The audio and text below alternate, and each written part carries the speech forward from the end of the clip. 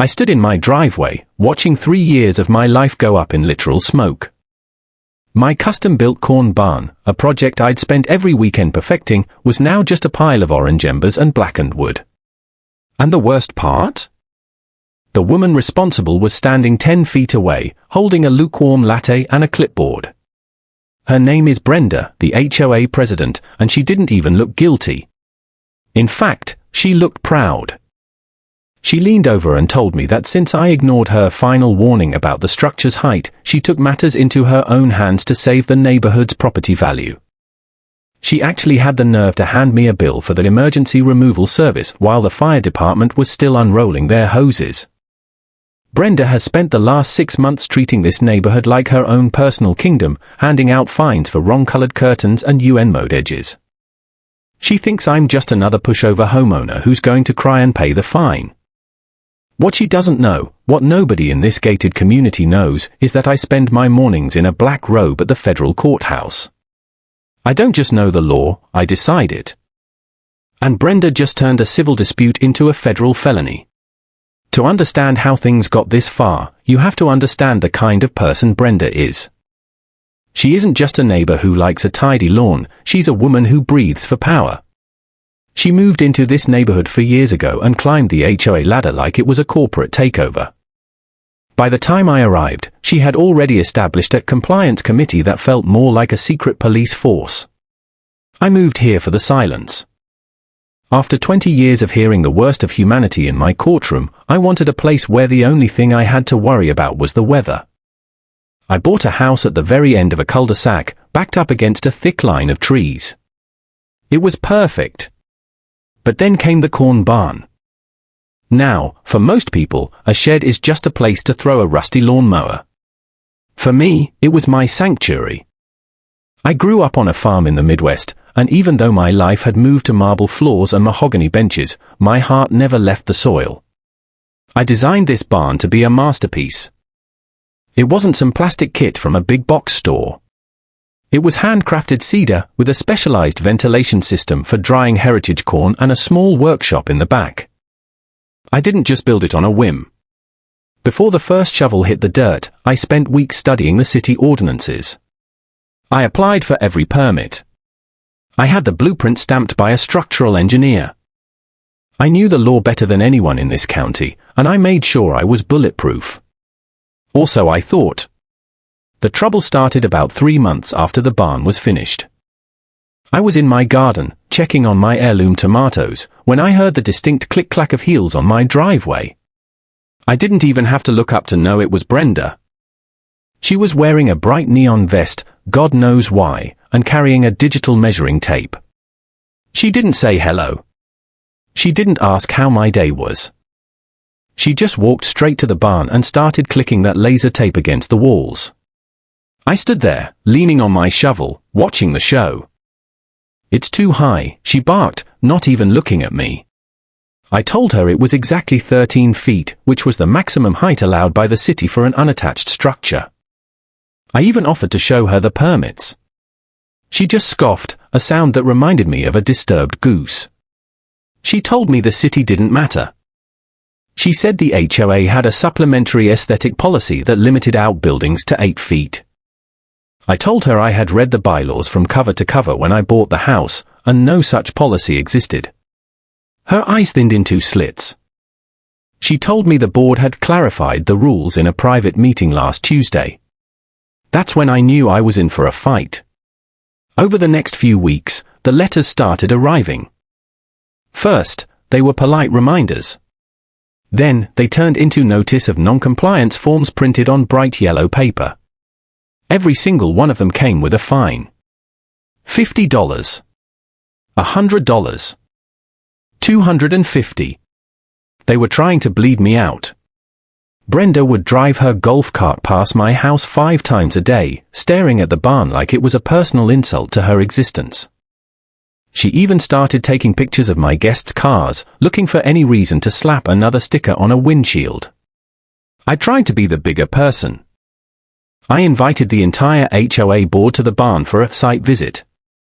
I wanted to show them that it was a professional-grade structure that actually improved the property value. Only 2 board members showed up, and they actually liked it. They told me it looked better than most people's houses. But Brenda? She refused to step foot on my property. She sent an email later that night saying my attempt to bribe the board with a tour would be added to my file. The tension in the neighborhood started to boil. Other neighbors began telling me their horror stories. One guy was fined because his trash can was visible for 10 minutes after the garbage truck left. An elderly woman was told she couldn't have a bird feeder because it attracted pests. Brenda was running the neighborhood like a prison camp, and for some reason everyone was too afraid to speak up. They didn't have the resources to fight her. They didn't have the legal knowledge.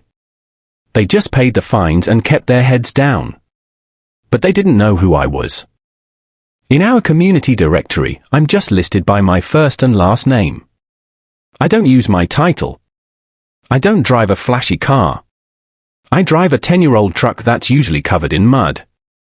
To Brenda, I was just some retired guy with a weird hobby and a lot of cedar wood. She figured I was an easy target to set an example. She wanted to show the neighborhood that if she could take down the guy with the big barn, she could take down anyone. The final warning came on a Friday. It was a legal-looking document, though poorly written, stating that if the structure wasn't brought into compliance or removed within 72 hours, the HOA would exercise its right to abate the nuisance. I laughed when I read it. Legally, an HOA cannot just enter your property and destroy a permitted building without a court order. It's a massive violation of property rights. I penned a very calm, very professional response.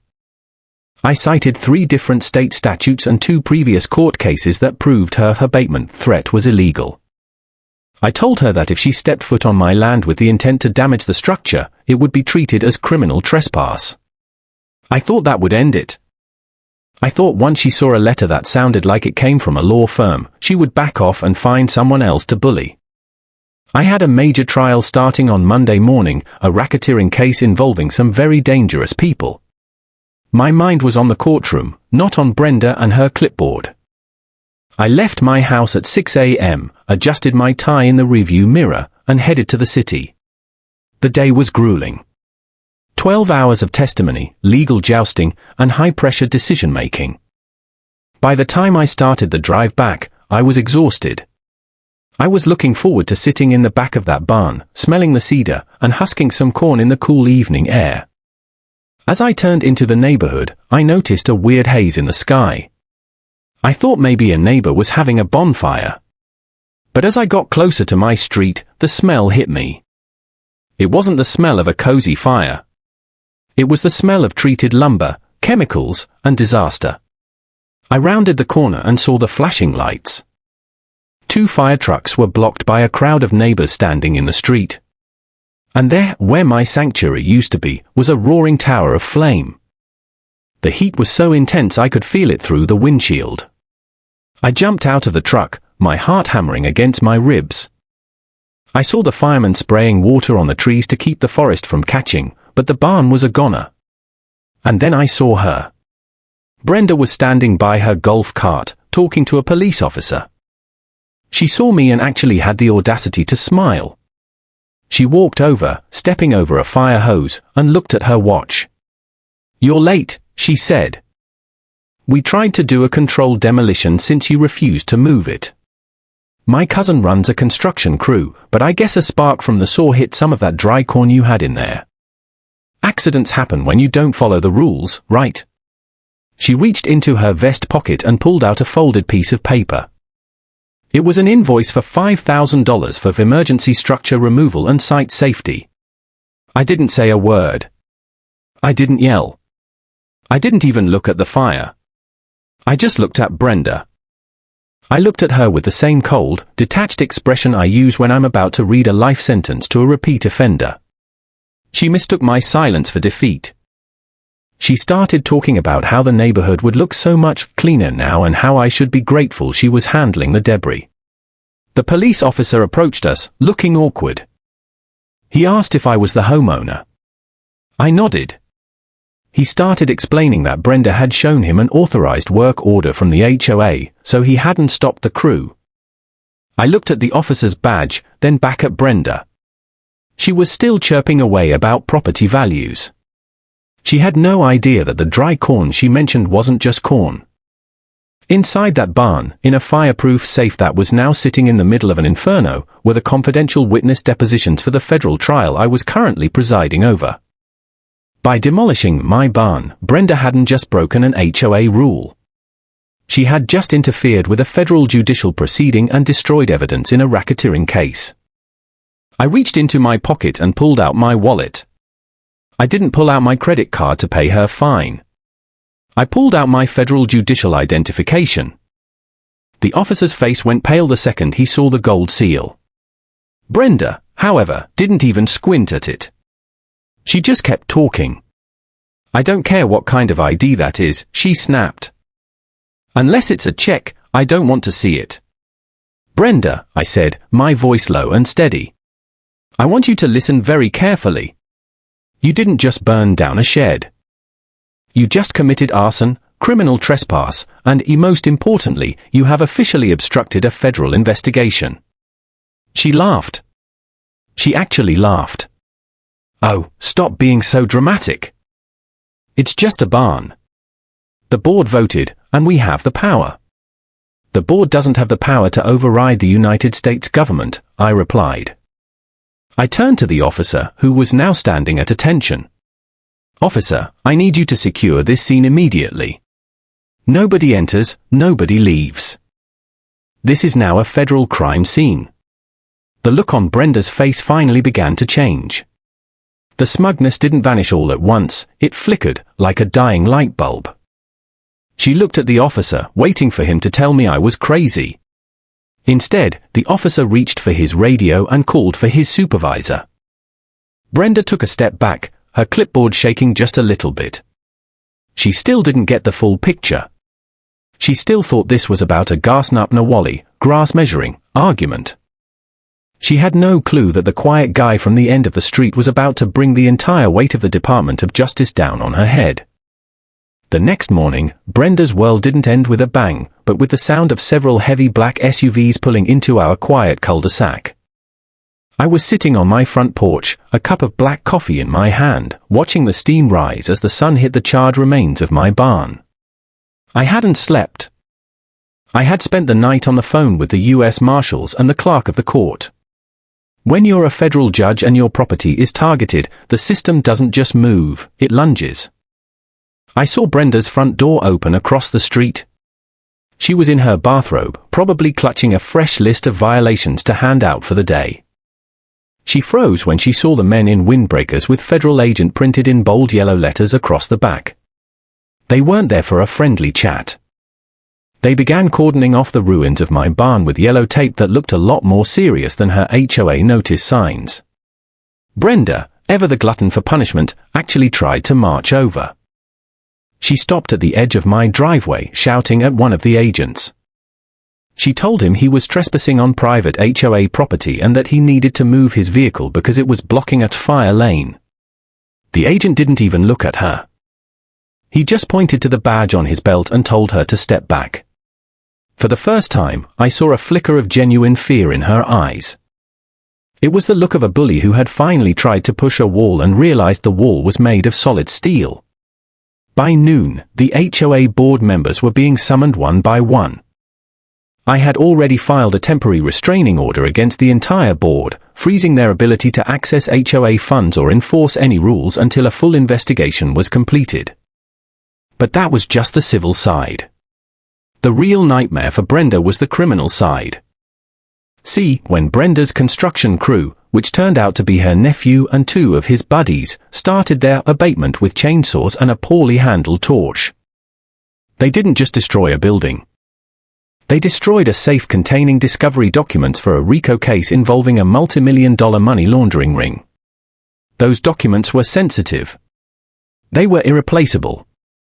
Under federal law, the destruction of such documents, even through reckless negligence during a criminal act like arson, carries a sentence that would make a bank robber sweat.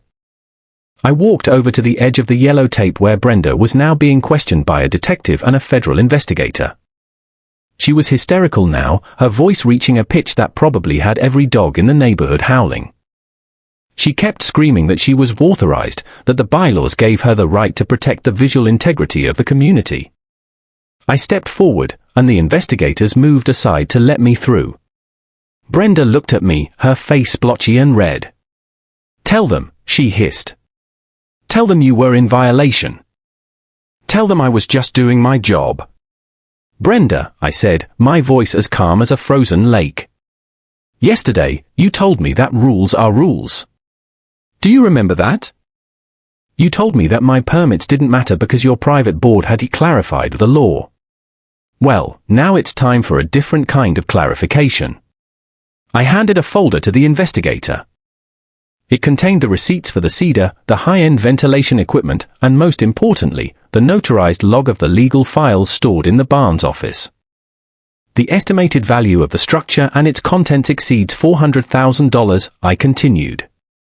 "In this state, that makes the arson a first-degree felony. And since the destruction involved federal court property, we're looking at 18 U.S. Code Section 1503, obstruction of justice." Brenda's knees actually buckled. She had to lean against her golf cart to stay upright. The reality was finally sinking in. This wasn't a neighborhood spat anymore. This wasn't about the height of a fence or the color of a mailbox. She had played with fire, literally, and she had burned down her own life in the process. The investigation moved fast. It turns out, when you start digging into a power-hungry HOA president, you find a lot of dirt. The federal agent started looking into the HOA's bank accounts and discovered that Brenda had been funneling maintenance fees into her cousin's construction company for years. The emergency removal fee she tried to charge me? That was going to be a nice little kickback for her summer vacation. They found evidence of embezzlement, mail fraud, and extortion. She had been threatening elderly residents with foreclosure to force them to sell their homes to her associates at a discount. A week later, I attended the emergency HOA meeting. It wasn't held in the community center this time, it was held in a rented conference room because the HOA office had been seized as part of the investigation. The room was packed. Every neighbor she had ever bullied was there. The silence was heavy until I stood up. I wasn't wearing my gardening clothes anymore. I was in my suit. I didn't need to tell them I was a judge. The way the lawyers in the room looked at me told everyone exactly where I stood in the food chain. I explained to the residents that the HOA was effectively bankrupt because of Brenda's legal liabilities. However, because the board had followed her illegal orders without question, they were personally liable as well. The look on the other board members' faces was priceless. They had spent years nodding their heads at Brenda's whims, thinking they were part of some elite club. Now, they were realizing that their own houses were on the line because they helped her burn down mine.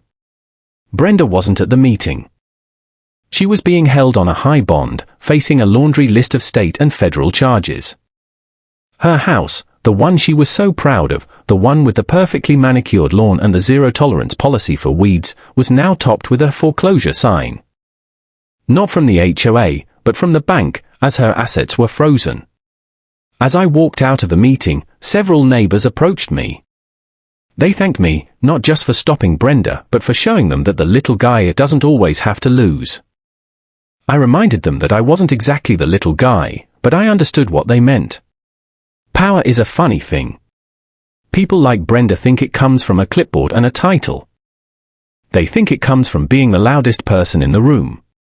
They forget that real power is quiet. Real power is knowing the rules better than the person trying to use them against you. A month later, the debris was cleared. In its place, I didn't build a small, compliant shed. I built a new barn. This one was 14 feet high. It was painted a color that Brenda would have hated, a deep, earthy forest green that blended perfectly with the trees she tried to save me from. On the front door, I hung a small, brass plaque. It didn't have my name on it. It didn't have my title. It just had a single quote from a property law textbook: "The house of everyone is to him as his castle and fortress." Now, when I sit on my porch in the evenings, the neighborhood is actually quiet. There are no golf carts prowling the streets. No laser tapes clicking against walls. People actually wave at each other now. Kids play on the lawns. And sometimes, when the wind blows just right, you can still smell a hint of cedar in the air, a reminder of the time a Karen tried to burn down a judge's sanctuary. Only to find out she had lit the fuse to her own destruction. The legal fallout didn't stop at Brenda's front door. It rippled through the entire county. You see, when a federal judge is the victim of a crime, the local prosecutor's office tends to move at lightning speed to ensure everything is handled by the book. They didn't want any appearance of bias, but they also didn't want to be the ones who let an arsonist walk free. Within 3 months, the discovery phase of Brenda's trial opened up a Pandora's box that no one expected. It wasn't just about my barn anymore. It was about a systematic culture of corruption that had turned our neighborhood into a piggy bank for Brenda's extended family. The federal investigators found that the construction crew Brenda hired wasn't even a licensed business. It was just her nephew, a guy named Kyle, and a couple of his friends who worked for cash under the table. They didn't have insurance, they didn't have safety training, and they certainly didn't have the legal authority to touch my property. When the FBI questioned Kyle, he folded faster than a cheap lawn chair. He admitted that Brenda had told him the barn was abandoned and that I had given her verbal permission to tear it down. She had lied to her own family to get them to do her dirty work. Now, Kyle was facing conspiracy charges, and he was more than happy to testify against his aunt to save his own skin. But the most satisfying moment came during the depositions for the civil lawsuit I filed against the HOA board members personally. Because I had proven that they acted with willful negligence by ignoring my written warnings about the illegality of the demolition, their director and officer insurance refused to cover them. This meant the 3 other board members, people who had spent years smugly voting yes on Brenda's ridiculous fines, were now personally responsible for the damages. I sat across from them in a glass-walled conference room downtown. They weren't wearing their HOA badges anymore. They were wearing expressions of pure terror. One of them, a guy named Miller who used to fine people if their garage door was open for more than 5 minutes, actually started crying. He pleaded with me, saying he was just following the leader and that Brenda was a very persuasive woman. I looked him dead in the eye and reminded him of the time he tried to fine a single mother in the neighborhood $2,000 because her toddler had drawn a hopscotch grid on the sidewalk in chalk. I told him that justice wasn't just about the law, it was about accountability. I wasn't going to settle for a penny less than the full value of the barn, the contents, and the emotional distress she had caused the entire community. While the legal gears were grinding Brenda into dust, the neighborhood underwent a massive transformation. With the HOA board effectively dismantled and their assets frozen, the reign of terror ended overnight. It was like a weight had been lifted. For the first time in years, people started actually living in their homes instead of just maintaining them like museum exhibits. I remember walking down the street and seeing a family putting up a swing set in their backyard, something Brenda had banned because it was visually distracting. I saw another neighbor painting their front door a beautiful shade of navy blue. A color that would have triggered a 3-alarm emergency in Brenda's world. As for Brenda, her day in court was a masterpiece of poetic justice. Since the case involved the destruction of federal evidence, it stayed in the federal system. I obviously couldn't preside over my own case, but the judge who took it was someone I had known for 15 years.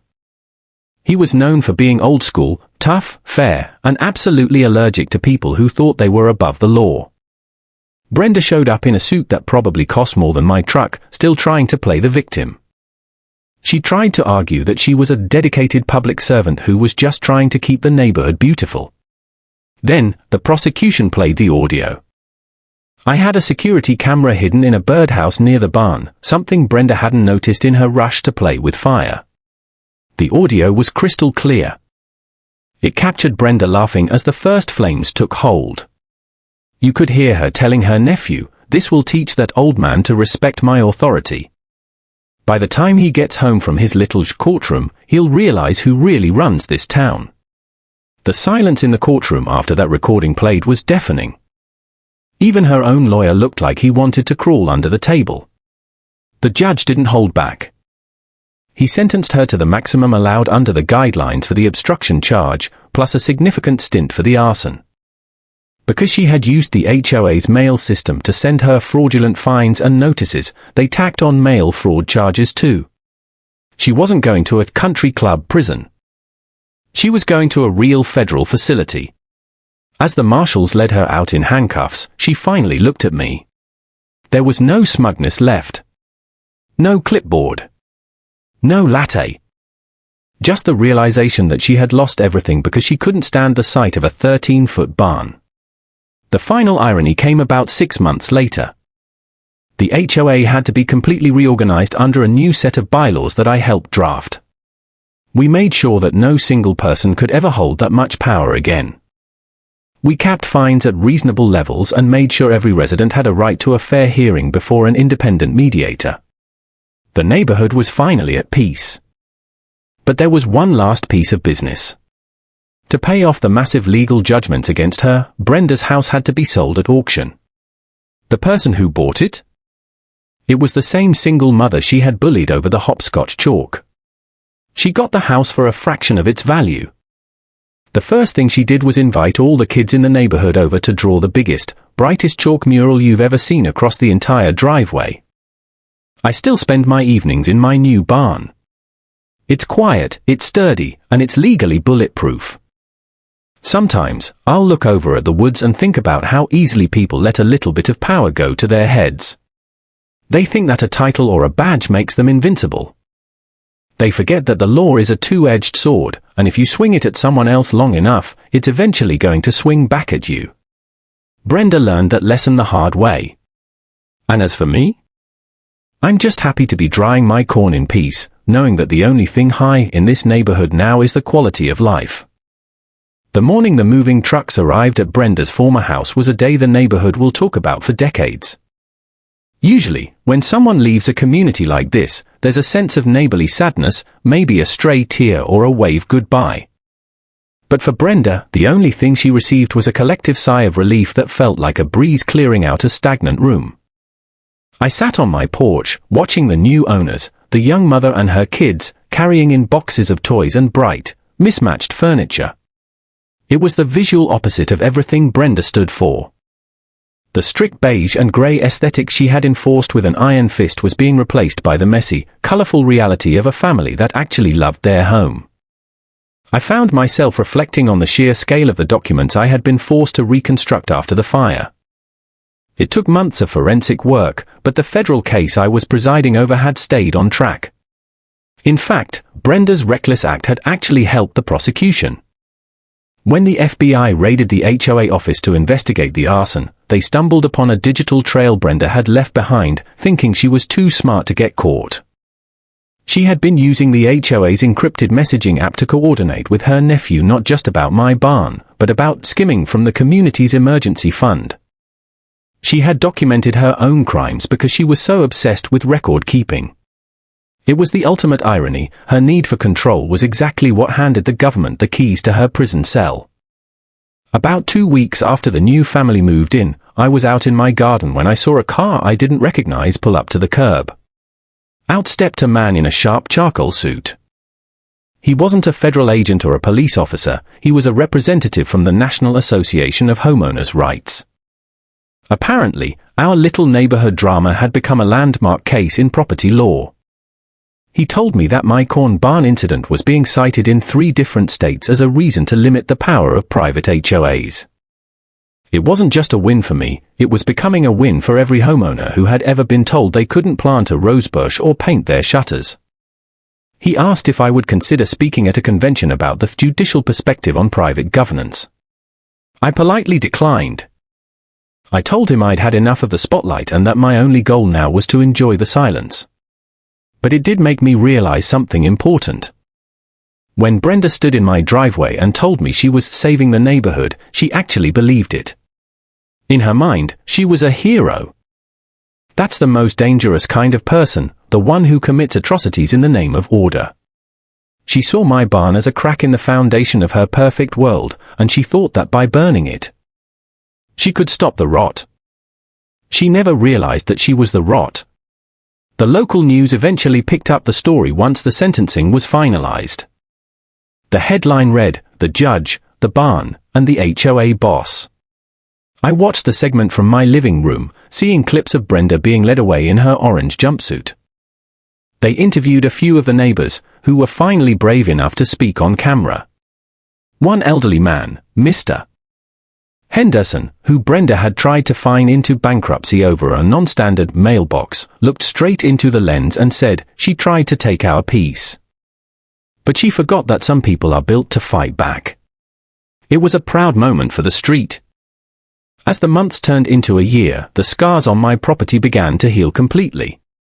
The grass grew back thicker and greener over the spot where the old barn had smoldered. The new barn, my fortress, had become a hub for the neighborhood. Occasionally, some of the other residents would stop by to see the heritage corn I was drying or to ask for advice on their own garden projects. We started a community seed sharing program, something that would have been strictly prohibited under the old regime. We even held a neighborhood freedom barbecue right on the spot where Brenda's golf cart used to be parked. One afternoon, I received a letter in the mail. The return address was from the federal correctional facility where Brenda was serving her time. I hesitated before opening it, wondering if it was an apology or a final, bitter curse. It was neither. It was a handwritten note, barely 3 sentences long. She asked if I could talk to the warden about the unsightly weeds in the prison yard. Even behind bars, stripped of her house and her title, she couldn't stop herself. She was still trying to manage the world, one blade of grass at a time. I didn't reply. I simply dropped the letter into the shredder and went back to my workshop. I've spent most of my life looking for justice in the pages of law books and the halls of government. But standing there in my barn, smelling the sweet, earthy scent of the cedar and hearing the distant laughter of the kids playing hopscotch across the street, I realized that real justice isn't always found in a courtroom. Sometimes, it's found in the simple act of reclaiming your life. It's found in the freedom to build something with your own hands and know that no one can take it away from you. The story of the Judge's Corn Barn has become a bit of a local legend now. New people moving into the area hear about the woman who tried to burn a judge and they look at our street with a mix of awe and respect. But for those of us who lived through it, it isn't a legend. It's a reminder. It's a reminder that no matter how much power someone thinks they have, the truth has a way of coming to light. And it's a reminder that if you're going to pick a fight, you should probably make sure you aren't picking it with the person who literally wrote the rules. Tonight, the moon is full, and the shadows of the tall trees are stretching across my lawn. Everything is quiet. There are no clipboards, no fines, and no threats. I'm going to close up the workshop, lock the heavy cedar doors of my barn, and walk back to my house. For the first time in a very long time, I can look at my property and see exactly what I always wanted, a home. And the best part? I didn't have to ask anyone's permission to feel that way. Brenda is gone, the law has spoken, and the corn is drying just fine. Life in the neighborhood eventually settled into a rhythm that was almost too peaceful to be true. Without Brenda's golf cart patrolling the asphalt, the street felt wider, more open, and somehow brighter. I spent my Saturday mornings on the front porch, not looking for trouble, but simply enjoying the fact that I didn't have to look for it. The new HOA board was a shadow of its former self, consisting of 3 neighbors who were so terrified of being the next Brenda that they barely even held meetings. Their only official act so far had been to vote on the color of the flowers in the community entrance, and even then, they sent out a survey to make sure everyone was happy. It was democracy in its slowest, most polite form. But then, the final chapter of Brenda's legacy arrived in the form of a certified letter. This time, it wasn't for me. It was for the entire community. It turned out that during Brenda's reign, she had signed a series of long-term contracts with various service providers, landscapers, security firms, and maintenance crews, all owned by her relatives or associates.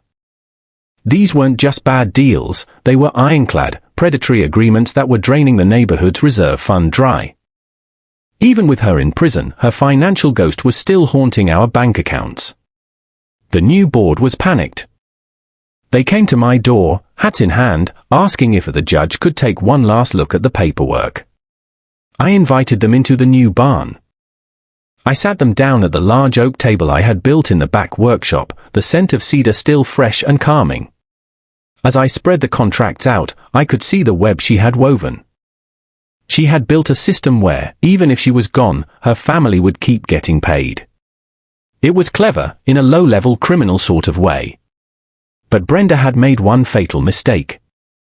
She had used the same supplementary aesthetic policy logic to justify these contracts as she had used to burn down my barn. She had cited bylaws that didn't exist to bypass the competitive bidding process required by state law. I looked up at the board members. They were waiting for me to tell them we were broke. Instead, I smiled. I explained to them the concept of void ab initio, a legal term meaning the contracts were void from the very beginning because they were based on fraud. I didn't just help them cancel the contracts, I helped them file a civil recovery suit to claw back the money Brenda's family had already taken. We weren't just stopping the bleeding, we were getting a transfusion.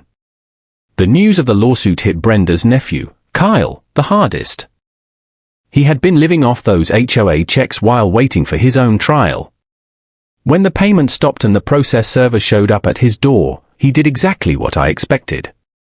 He called Brenda in prison, screaming that she had ruined his life. The prison monitored those calls. In his rage, Kyle admitted to 3 other accidental fires Brenda had ordered over the years to intimidate other homeowners who had dared to challenge her. Those recordings were the final nail in the coffin. The state prosecutor upgraded Brenda's charges to include multiple counts of solicitation to commit arson and racketeering. Her original 5-year sentence was suddenly looking like a 15-year stay. When the news broke in the neighborhood, there was no cheering. Just a quiet, somber realization of how close everyone had come to losing everything. We hadn't just been living next to a Karen, we had been living next to a genuine criminal enterprise. A few weeks later, I was finishing up a new project in the barn, a set of hand-carved wooden benches for the neighborhood park. The young mother who bought Brenda's house walked by with her kids. They stopped to watch me work through the open double doors. The kids were fascinated by the wood shavings, and I ended up giving them each a small piece of sanded cedar to take home. The mother looked at the barn, then back at me, and said something I'll never forget. "You know," she whispered, "everyone told me this house was cursed because of what she did. But standing here, looking at this barn, I think it's the most blessed place on the street." I realized then that the barn had become more than just a place to dry corn or hide from the world. It was a monument to the fact that the truth doesn't need to shout to be heard. It just needs to stand its ground. Brenda tried to use fire to erase me, but all she did was provide the light I needed to see exactly who she was.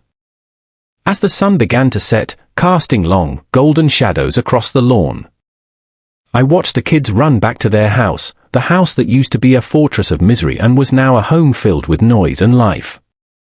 I packed away my tools, swept the sawdust into a neat pile, and prepared to close up for the night. My phone buzzed in my pocket.